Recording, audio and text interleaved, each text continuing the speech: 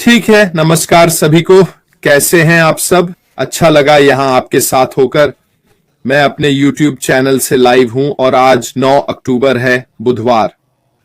आशा है सबका दिन अच्छा बीत रहा है। मैं आज सुबह जल्दी उठा, जेन और बाकी लोगों को हवाई अड्डे छोड़ने। वह मेरी बेटी और कुछ सहेलियों के साथ है जो मना रही हैं मेरी बेटी का 40वां जन्मदिन उत्सव के हिस्से के रूप में। वह 3 रातों के लिए इबीजा में है। उम्मीद है उसे अच्छा लगेगा। मैंने कुछ तस्वीरें देखी, लग रहा है वे खूब मजे कर रही हैं और मौसम भी ठीक है, तो यह अच्छी खबर है उसके लिए। जहां तक सकारात्मक बातों का सवाल है, मैंने हमारी वेबसाइट पर अच्छी तरह से नजर डाली है। हालांकि यह थोड़ा एक जैसा लग सकता है, पर काफी अंतर है।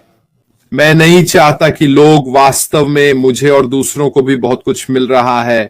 हमें लिखकर बताया जा रहा है कि वे विभिन्न कारणों से चीजों तक नहीं पहुंच पा रहे हैं।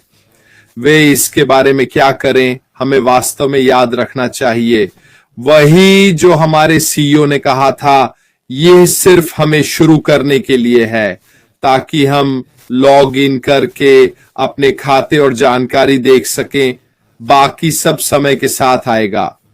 मेरा मानना है कि यह जल्द ही हमारे पास आ जाएगा, इसलिए हमें बस इंतजार करना है।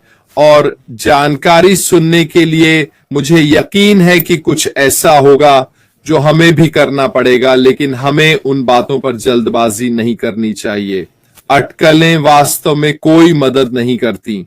आप जानते हैं, हम लगभग 4 महीने से अपना ओईएस वापस चाह रहे थे। अब हमें ये वापस मिल गया है, तो आइए इसका आनंद लें।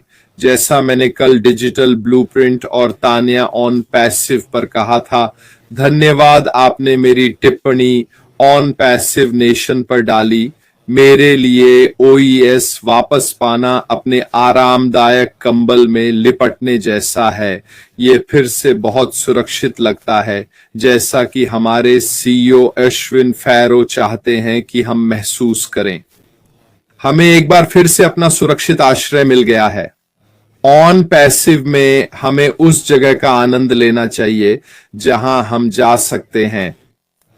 शीर्ष मध्य कोने में पॉपअप से कॉरपोरेट की सही जानकारी पाने के लिए और बाकी सभी जानकारी जो हमारे पास है, यह भी है अब हमारे लिए चारों ओर अच्छी तरह से देखने के लिए। कुछ जगहें सक्रिय हैं, कुछ नहीं है। आप देखेंगे कि मेरे ट्रिम्स हैं, लेकिन पुराने ट्रिम यूआरएल नहीं है। आप देखेंगे कि मेरे दस्तावेज खंड है, लेकिन कोई दस्तावेज नहीं दिख रहे हैं। कुछ लोगों की प्रोफाइल सही नहीं है, या बीच में एक संबद्ध टैब है और लोग मुझसे पूछ रहे हैं क्या मुझे ये करना है, क्या मुझे करना चाहिए इसकी रिपोर्ट करना। कुछ मत करो, बस लॉग इन करो और आप जो देख रहे हैं उसका आनंद लें। इसका कारण है आज मैं जिस जानकारी के बारे में बात कर रहा हूं वह इसलिए है क्योंकि कल रात एंडी के शो पर मुझ में इसकी रुचि जगी। ऑफ डिजिटल ब्लूप्रिंट और कोलिंस भी आया, जो अच्छा रहा क्योंकि इसका मतलब था कि मैं जो कह रहा था वह वास्तव में सही था। मैं सोच रहा था कि मैं सही हूं और मुझे यकीन था कि मैं सही हूं। और ये सच में दिखाता है कि तकनीकी टीम कितनी शानदार रही है, और यही वह है जिसके बारे में मैं आप लोगों से बात करना चाहता था।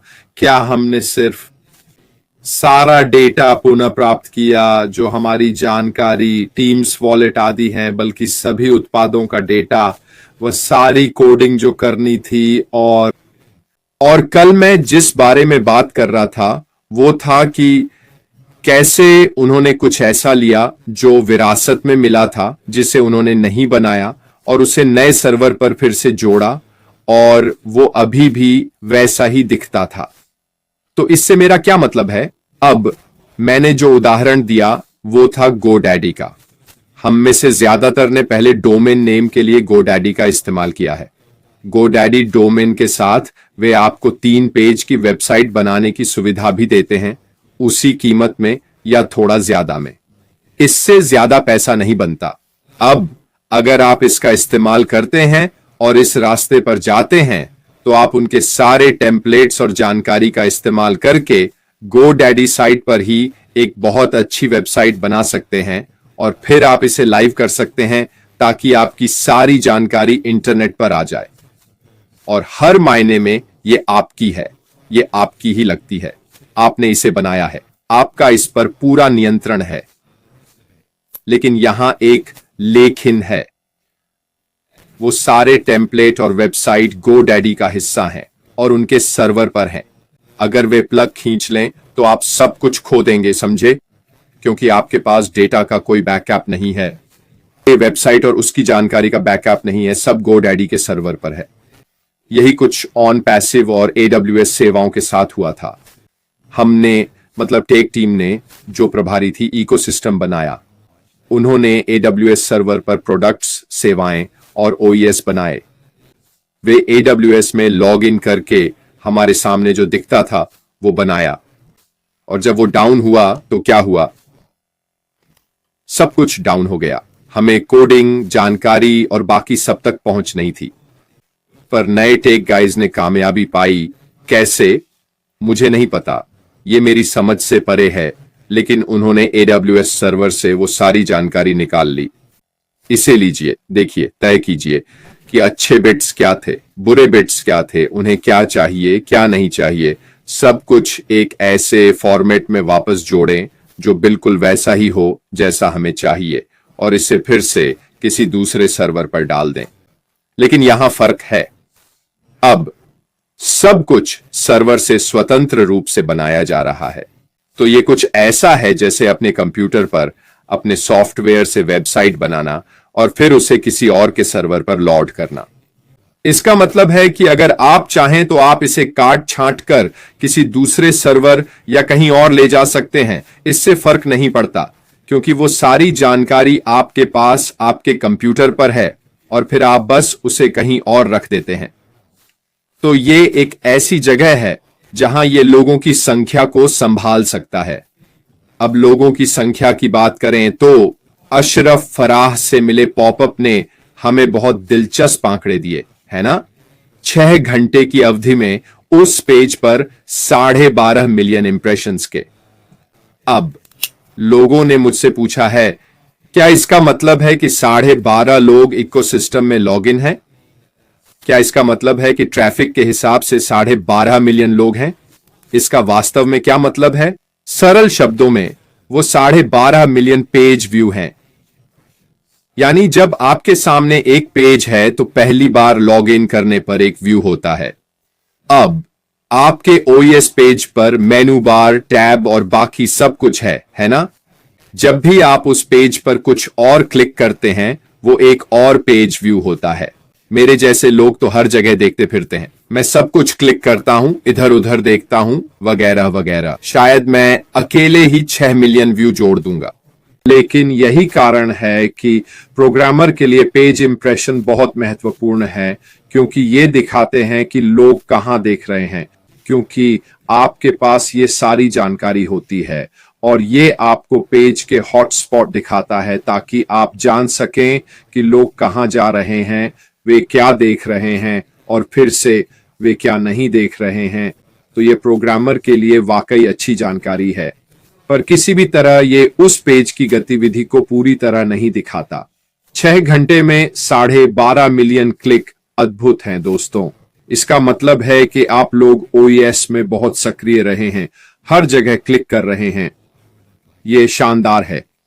अब वापस आते हैं जानकारी और बाकी चीजों पर जो मैं बता रहा था। उन्होंने वो जानकारी ली जो उन्हें विरासत में मिली। वे इसके कोडर नहीं थे, वे शायद खुद कोडर हैं और उच्च पद पर हैं या जो भी शब्द आप इस्तेमाल करते हो, लेकिन उन्होंने इसे ले लिया। हां, मैं इसे इस्तेमाल कर सकता हूं, वो नहीं चाहिए, ये बेकार है। हम इससे कुछ कर सकते हैं तो इसे रख लेते हैं और रिकॉर्ड समय में, और यही वो बात है जो मैं कहना चाहता था, बिल्कुल रिकॉर्ड समय में उन्होंने इसे लिया, सब कुछ वापस एक साथ जोड़ दिया, एक अलग सर्वर पर फिर से लगा दिया और अब हमारी पहुंच हो गई है। ये करना एक बड़ा काम है और कोई छोटी उपलब्धि नहीं।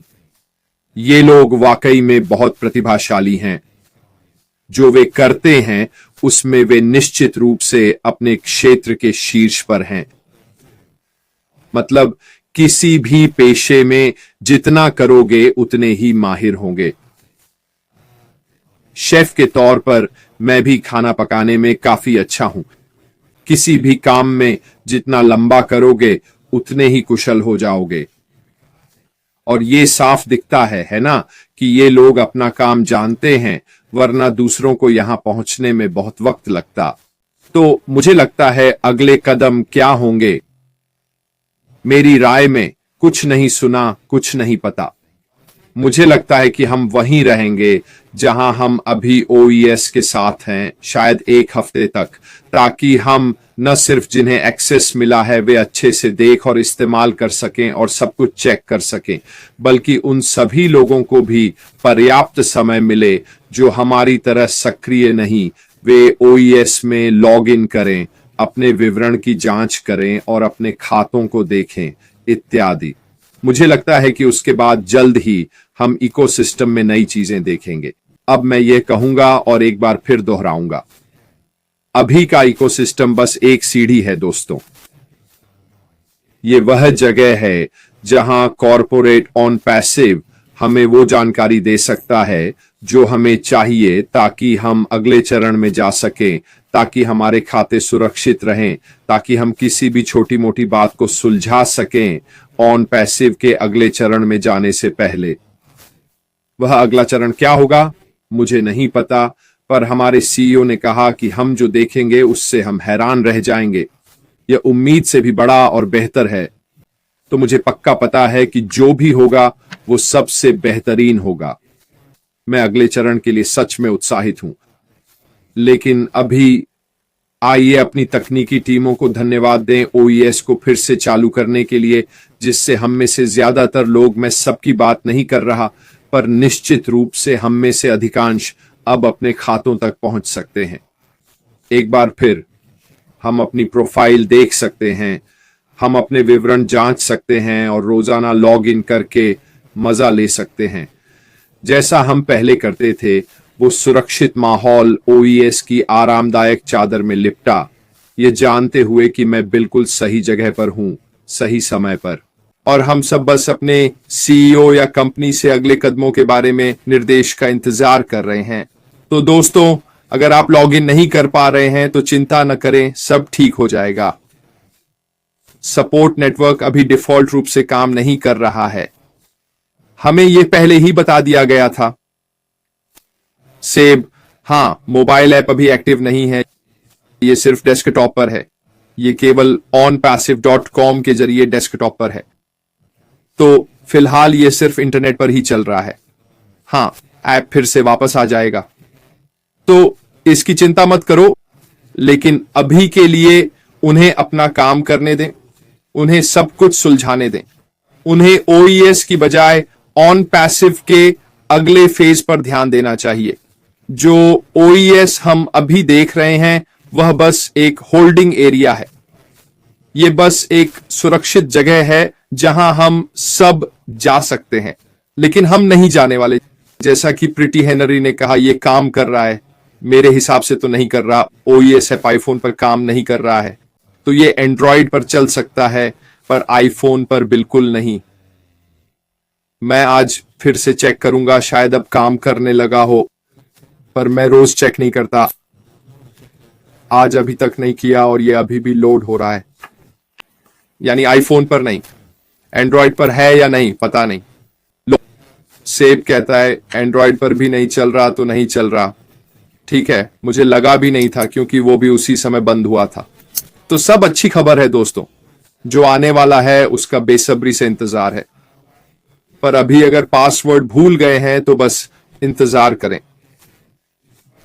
लॉगिन पेज पर ओटीपी ऑप्शन जल्द ही चालू होगा, फिर आप पासवर्ड बदल सकेंगे। अगर वैकल्पिक ईमेल नहीं खुल रहा तो यह आपकी समस्या है, कंपनी की नहीं। याद रखें, अपने ईमेल अकाउंट की देखभाल आपकी जिम्मेदारी है। और अगर किसी कारण से आपकी पहुंच खो गई है तो यह फिर से हो सकता है। ये आपकी समस्या है, ऑन पैसिव की नहीं, क्योंकि इसका ऑन पैसिव से कोई लेना देना नहीं है। आपको अपने ईमेल सेवा प्रदाताओं से संपर्क करके वह जानकारी वापस पाने की पूरी कोशिश करनी चाहिए। जो भी संभव हो वो करें। खैर दोस्तों, मेरी तरफ से बस इतना ही। तो यही है दोस्तों, गुरुवार को जुड़ने के लिए बहुत बहुत धन्यवाद।